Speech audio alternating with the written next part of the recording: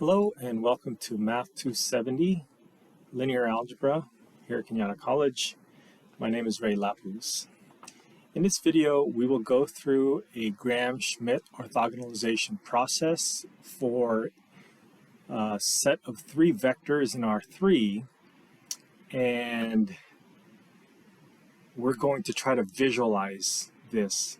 So R3 is a space that we can still visualize, and I think it would be neat to see how the vectors work with each other in terms of projection and things like that. All right, on the left side of your page here, of your screen, has the original problem, and the three vectors are shown here in the graph already. Now, it might be nicer to not have to see the X, Y, Z axes, so we can eliminate that, and maybe we can bring that back later. But for now, let's hide the axes, and we have ourselves our three vectors that are not necessarily mutually orthogonal. All right, so we'll start with our first vector, W1. Which is going to be our V1 vector. So we're going to let our first vector in our set be the first vector that we're going to claim. So that is my vector here. So this is going to be your W1 vector.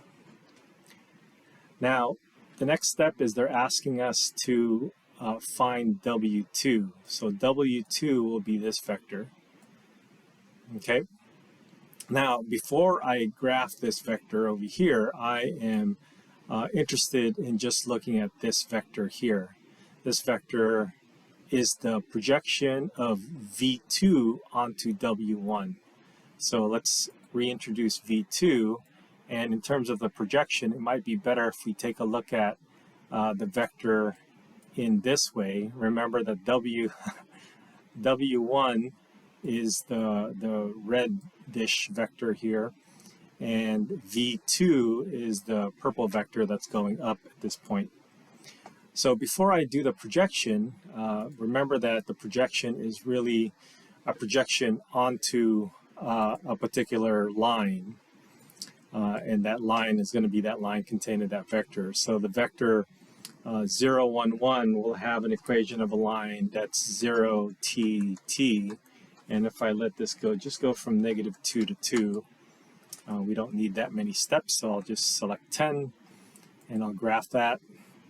Maybe make this a constant color. Maybe we'll choose a lighter reddish color. And now, if we take a look at this projection, now this projection is just this part of your answer here. So this would be, the projection would be 0, 1/2, 1/2. So let's graph that vector. So this will be a vector, and the vector is going to be 0, that's a 0, 1/2, 1/2. And maybe we'll make this a lighter color. Oops. I said 12 there, it should have been a 1/2. Let's try that again. Let's make this vector a little bit wider so we can see how the projection goes. So this is a projection drop. This is a perpendicular drop from the tip of the purple vector going up down to the bottom. And to actually see that drop, so this is the projection, to actually see that, we're going to subtract V2 minus this projection. Which gave us this vector 1, -2, 1, 1/2, -1/2. So let's draw that vector. So that's a vector 1, 1/2, oops, let's try that again. 1, 1/2, -1/2. Now, if I draw this vector, it's coming from the origin. So you can't see it very well. And oops, Let's try that 1/2 again.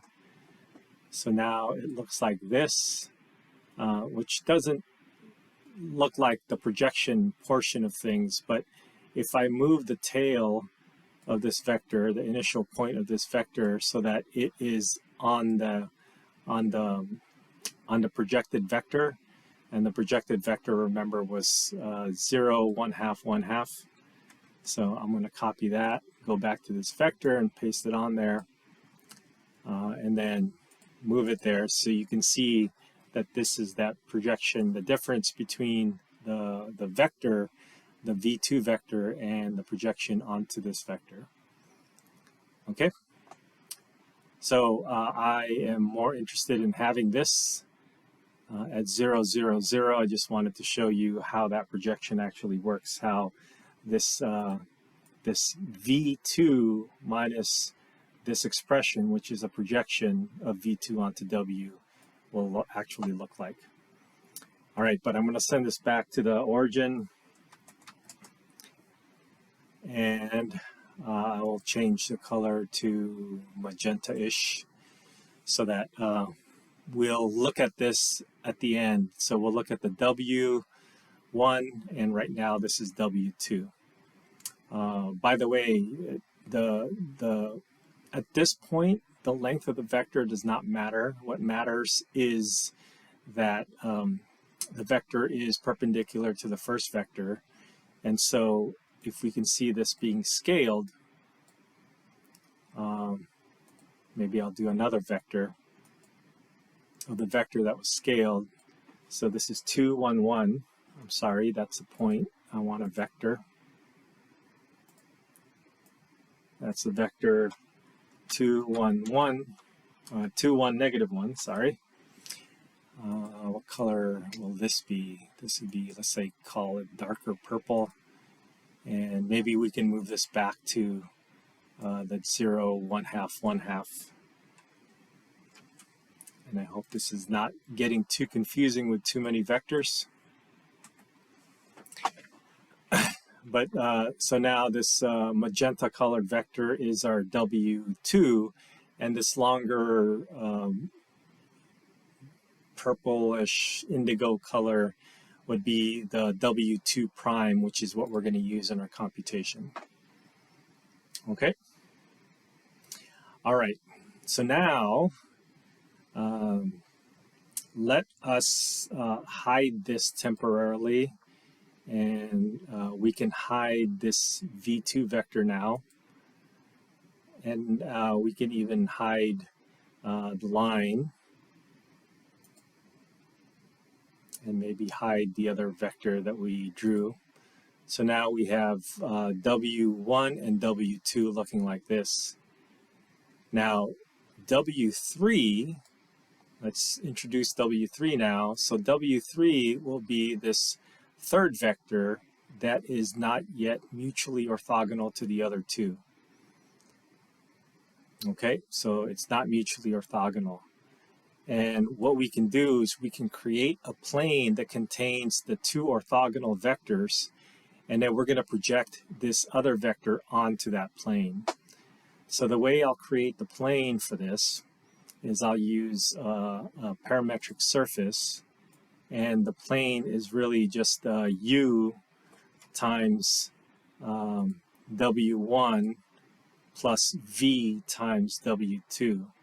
And so if I take that term by term, I have 0, u times 0 plus 2 times v. So I'll call this first slot 2v.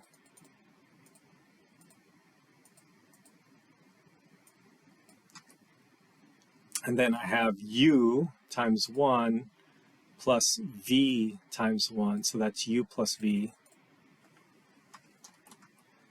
And then I have u times 1 plus v times negative 1, so that's going to be u minus v.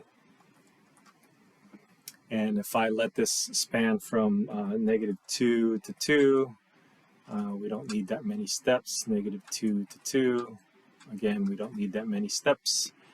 Then we can see that this plane is going to be spanned by those two vectors.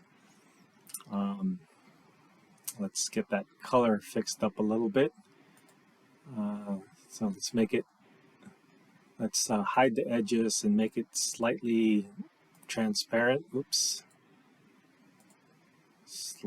Ooh. Just at the wrong spot, slightly transparent.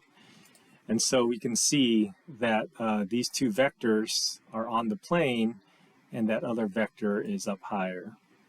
I think I wanted this to be 2 to 2, just so we can make the plane a little bit bigger. All right, now let's take a look at the new vectors that we got when we try to project W3 onto that plane. So let's first take a look at this vector here, and I'm going to ignore the negative signs because I'm going to want to kind of regroup these two together as if it was a plus, and so we'll add that later. But let's take a look at the vectors piece by piece. So we have a 0, 1/2, 1/2. I think we have that vector already. 0, 1/2, 1/2 vector. So that's that vector here. But it's being dotted with V3, so they just happen to be the same as the projection of the other vector onto W1. So, but that's okay, we have that vector already. Now let's draw this vector. So this is a new vector. So I will create another vector that's going to be 2 divided by 6. I think that'll be 1/3. 1 divided by 6. -1 divided by 6. So if I draw that vector will be, it looks like a very short vector going in the direction of W. And that makes sense because this is the vector W that's been scaled by that.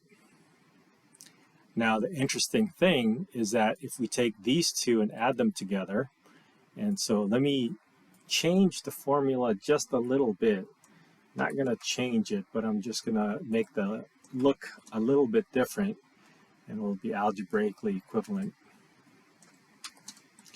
So if I factor out a negative sign, and if I want to look at the sum of these two vectors, so that's the sum of these two vectors without this 1, 0, 1.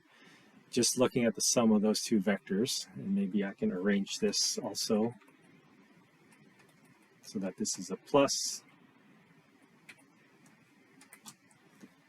So now, if I take a look at these two vectors and see how it look like, it should be, first of all, it should be on the plane that's spanned by W1 and W2 because it's a linear combination of those two vectors. And then the more interesting part is that it will be a projection of the third vector onto that plane. So let us see that projection work. So we need to create this new vector. And the vector would be these two vectors added together. So let's see if I can do that. So the first component would be a 0 plus 2 over 6, so I think that's a 1/3.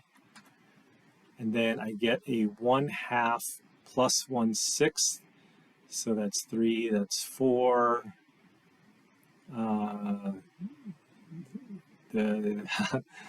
That's 3/6 plus 1/6 is 4/6, 2/3. And I get a 1/2 minus 1/6.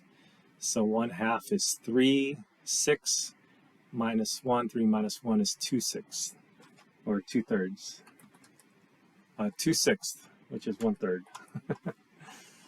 Whew. All right, if we draw that vector, and that vector is way off because I said 21/3. There we go, 2/3. And I must have done some calculations incorrectly because it is it on the plane? Maybe it is on the plane. No, it looks like it's off the plane. So let's try my calculation again. We get a 0 and 2/6. So 2/6 is 1/3. We get a 1/2 plus 1/6. So that's 4/6, that's 2/3, and we get a 1/2 minus, oh, so it's a minus 1/6, so it's a 1/3. So let's call this 1/3. Now it's on the plane. Okay, so I can see that it's on the plane. So let's get rid of the other vectors for the moment. So now this new vector that came up on the plane is the projection of the third vector not on the plane onto that. And we can see that projection if we subtract that vector minus that new vector that we found that's on the plane. We should get a perpendicular line that goes directly here. And so let's draw another vector. And this vector is the 2/3, negative 2/3, positive 2/3. So 2/3, negative 2/3, positive 2/3. And it would make a lot more sense if it was sitting at this point, if the initial point was at that point that we just saw. So let's take that vector and let's pretend it's a point, because it's all of these vectors are coming from the origin. And then if we graph that, we see that perpendicular vector drop onto the plane. Okay. So now we decided to scale this and call it 1, negative 1, 1. So if I draw that vector, 1, negative 1, positive 1, then I will get this vector that is going in the same direction as this new vector that we just found, except, you know, the length is a little bit different. So now we have our 3 vectors that are mutually orthogonal. So our orthogonal set. So let's clear out some of these other vectors. Let's get rid of that one. Let's get rid of that third vector that wasn't mutually orthogonal. Let's get rid of this other vector that's on this plane that we found the projection onto. And then now we have an orthogonal set. And we can even hide that plane. Okay. Now these vectors are all of different lengths, and so to finally get your resulting vector, we would just scale each one. So that would be your normalized vector set here. Okay, so this is a good way to visualize. I will save this, the link to this CalcPlot3D file, and then you can click and unclick these check marks so that you can view the different vectors that were drawn out and see if you can kind of make sense out of everything else. Okay, all right, I hope that helped, and good luck.